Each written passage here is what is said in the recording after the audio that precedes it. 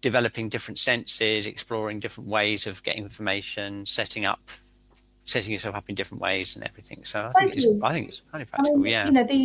I don't think there's anything, there's nothing new here that you haven't already taught me. But what I'm doing is I've gone away and I've come back with this neuroscience.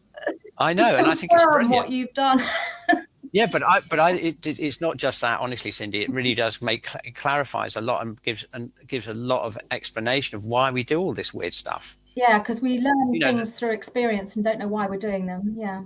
No, and you don't even know why you have to trust, that's the traditional teaching method. You have to trust what's handed down to you. Yes. The lineage, don't you? Yes. And you just have to trust the fact that it's going to be useful and everything. But actually being able to break it down and actually explain it, especially with I think especially from a scientific background, is really useful because it just makes it so much more credible in Western society, if you can explain what's going on. Definitely. Yeah, no, definitely. I think it's really valuable. Brilliant. Okay. So, so the assumption from the first slide is that if we do a Hara diagnosis, we actually want some information. Okay. And so I'm focusing on how we get the information that we need, and that comes from how do we connect with our client. So if you go on to the next slide. Now the thing is, we've got practically an infinite amount of information around us, but we are very, very limited by our species-specific sensory capabilities.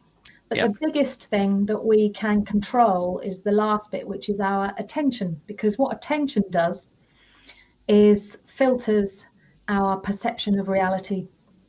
Yes. So basically, attention is what creates our reality. This immediate awareness is all-knowing. It knows everything around us and about us, anything that we need to know, and steers our attention towards what is relevant and meaningful. And because of this, I'll talk a bit more about it in a minute, but it's because of this that we need to be clear about what our question is.